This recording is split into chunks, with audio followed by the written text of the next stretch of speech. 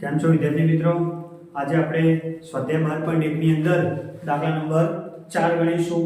આપણે અગાઉના વિડિયોની અંદર દાખલા નંબર 1, 2 અને 3 અમારી YouTube ચેનલની અંદર આપણે અપલોડ કરી દીધા છે. મિત્રો, તો હું આશા રાખીશ કે અમારા વિડિયો તમને ગમ્યા હશે. તો આપણે દાખલા નંબર 4 જોઈએ એની રકમ. દાખલા નંબર 4 ની રકમ છે 7 સેન્ટીમીટર બાજુના માપવાળા શંકરની ઉપર અર્ધગોલક મૂકેલો છે. તો પહેલા આપણે અહીંયા કરીશું શું? આપણે શંકર દોરી દઈશું. તો મિત્રો, આ છે આપણા શંકરની આકૃતિ થઈ જશે. આ આપણી શંકર તૈયાર થઈ જશે. હવે એની પર આપણે શું મૂકવાનું છે? તો તમે કહેશો સર અર્ધગોલક. તો આપણે અર્ધગોલક તૈયાર થઈ ગયો આપણો થઈ ગયો આ અર્ધગોલક. હવે અર્ધગોલક અહીંયા આપણે લખીશું કે અર્ધગોલક ની લંબાઈ 7 સેમી છે. હવે અહીંયા તમને એમ કીધું છે કે અર્ધગોલકનો મહત્તમ વ્યાસ શું હોઈ શકે? તો લખીશું આપણે અર્ધગોલકનો મહત્તમ એટલે સૌથી વધુ કેટલો છે? આપણી બાજુ 7 છે. તો અર્ધગોલકનો મહત્તમ વ્યાસ 7 સેન્ટીમીટર છે. એટલે શું થશે? આપણો વ્યાસ 7 સેન્ટીમીટર થયો. તો અહીંયા લખીશું આપણે અર્ધગોલકની ત્રિજ્યા r બરાબર 7/2 સેન્ટીમીટર થાય. તો આપણે અહીંયા શોધવાનું શું છે? તો આ રીતે બનાવેલા પદાર્થનું પૃષ્ઠફળ શોધો. તો આપણે અહીંયા લખીશું કે પદાર્થનું પૃષ્ઠફળ બરાબર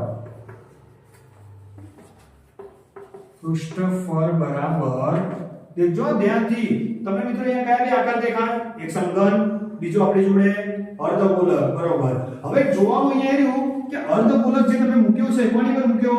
કે સમઘનની ઉપર. તો અહીંયા આપણે લખીશું શું? તો સમઘનનું ઘનફળ બરાબર સમઘનનું ઘનફળ વત્તા અર્ધગોલક ની વક્ર સપાટીનું ક્ષેત્રફળ માઈનસ.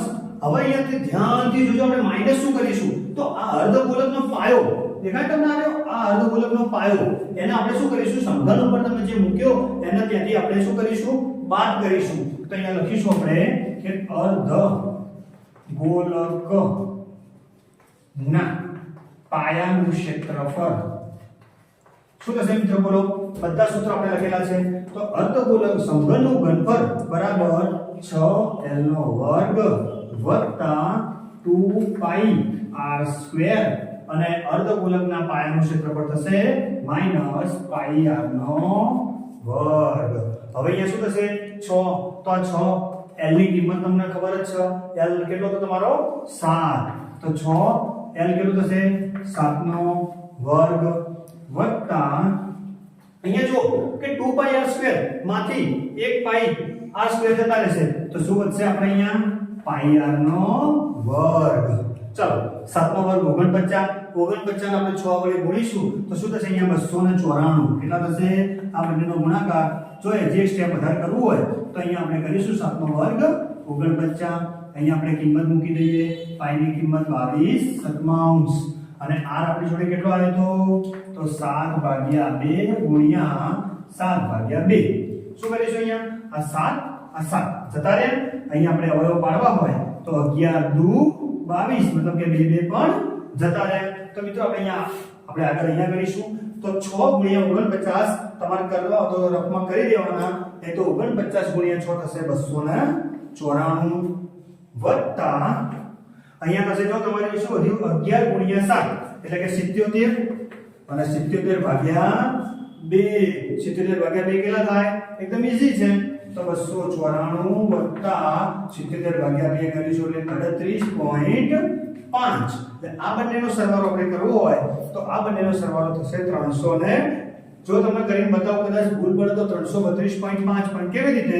તો અહીંયા જો 294 અને અહીંયા 38.5 સરવાળો કરવો હોય તો રકમની અંદર તો 0.5 એમના એમ 8 ને 4 12 અહીંયા બગડો 9 3 12 12 ને 1 13 2 ને 3 તો કેટલો કીધો તો મેં તો 332.5 સેન્ટીમીટર સ્ક્વેર આ આપણો જવાબ થઈ જશે તો શું થશે તો આ જે પદાર્થનું પૃષ્ઠ પર આપણે શોધી કાઢ્યું કેટલું મળ્યું તો આ જે સમઘન ઉપર જે અર્ધગોલક આપણે ગોઠવ્યો હતો એનું આપણને મળ્યું 332.5 ગણીશું દાખલા નંબર 5 ની રકમ છે આપણી એક સમઘન લાકડાના ટુકડાના કોઈ એક પૃષ્ઠ પર તરફથી એક અર્ધગોલક કાપવામાં આવે છે તો પહેલા આપણે અહીંયા ફરીથી શું કરીશું સમઘન દોરી દઈશું અહીંયા તો મિત્રો જોઈ લેજો આપણો સમઘન તૈયાર થઈ જશે હવે સમઘનની આપણે આકૃતિ દોરીએ સમઘનને હવે ચારે બાજુથી આપણે શું કરીશું જોડી દઈશું એટલે આપણે જે માંગ્યા મુજબની આપણી આકૃતિ તૈયાર થઈ જશે હવે શું કીધું કે સમઘન કાપી દીધો એ આપણે સમઘન કાપી અર્ધગોલક તો આની પર પાછો આપણે અહીંયાથી આપણે પાછો અર્ધગોલક મૂકવો પડશે અહીંયા બરાબર આપણો થઈ ગયો અર્ધગોલક હવે અહીંયા આપણને એવું કીધું છે કે અર્ધગોલકનો વ્યાસ અર્ધગોલકનો વ્યાસ બરાબર d બરાબર આપણે આપ્યો છે l એકમ તો શું લખીશું મિત્રો અર્ધગોલકની ત્રિજ્યા બરાબર અર્ધગોલકની આપણે અર્ધગોલકનો વ્યાસ આપણને આપેલો છે તો અર્ધગોલકનો વ્યાસ આપ્યો હોય તો ત્રિજ્યા કેવી રીતે શોધાય એના અડધા તો શું લખીશું અર્ધગોલકની ત્રિજ્યા બરાબર શું થશે બોલો l/2 કઈ રીતે કારણ કે આપણો વ્યાસ કેટલો છે l છે એના અડધા કેટલા થશે l/2 હવે આપણે શું શોધીશું બીજું કે સમઘનની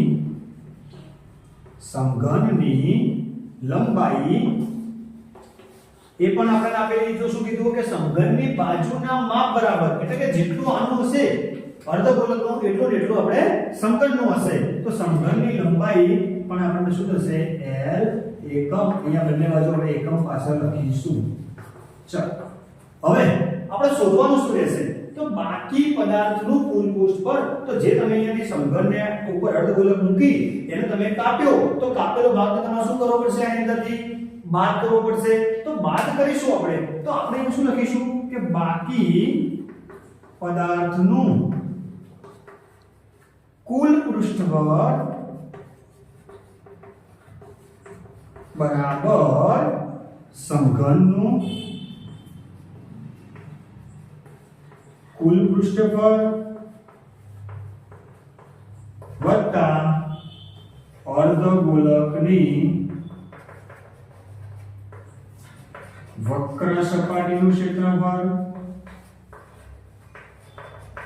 માઈનસ દેખો અહીંયા શું કરીશું આપણે આ જે ભાગ આપણે મૂક્યો અર્ધગોલક એને આપણે અહીંયાથી કાપી લીધો તો કાપેલો ભાગ શું થશે સમઘનમાંથી બાદ કરવો પડશે એટલે આપણે લખીશું કે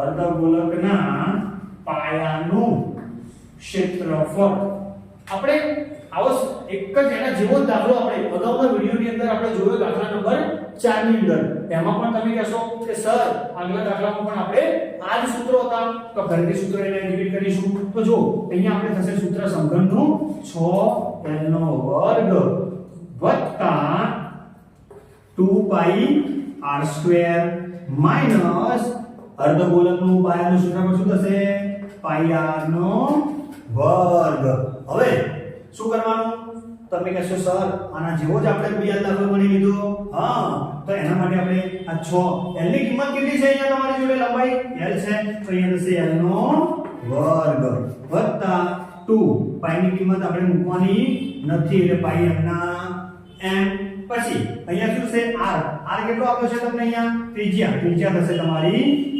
l/2 નો વર્ગ હવે આપણે આવી રીતે ના કરવું હોય તો આપણે આગલા દાખલામાં જે બાદબાકી કરી દીધું એવી રીતે કરવું હોય સિમ્પલ રીત તો એવી રીતે પણ કરી શકાય તો આપણે એવું કરી દઈએ અહીંયા કે 2πr² માંથી 1 π જાય અહીંયા 2 π છે અહીંયા 1 πr² તો શું થશે πr નો સ્ક્વેર હવે આપણે અહીંથી l ની કિંમત મૂકેલી છે તો શું થશે l² વત્તા π ના m r ની કિંમત મૂકી દો કેટલી થશે r ની કિંમત l/2 નો વર્ગ ચાલો હવે આપણે આ જોઈ લઈએ, આનું સાદુરૂપ કરી દઈએ કે 6l નો વર્ગ વત્તા પાઈ, l નો વર્ગ એટલે l નો વર્ગ થાય અને 2 નો વર્ગ 4.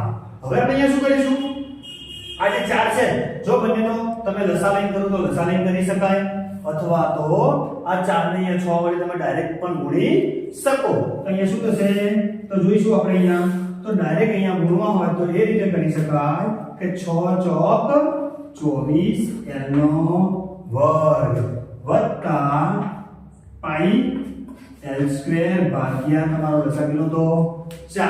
હવે તમે કહેશો સર અહીંયા તો આપણને કંઈ કોમન દેખાય છે, તો શું છે કોમન, બંને બાજુ l, તો શું થશે આપણે, તો l નો વર્ગ ભાગ્યા 4 વધશે શું તમારી જોડે 24 પ્લસ પાઈ, શું થશે l નો વર્ગ ભાગ્યા 4 24 પ્લસ પાઈ. પાછળ આપણે લખવું પડશે એકમ લખો તો એકમ અથવા તો સેન્ટીમીટરનો સ્ક્વેર.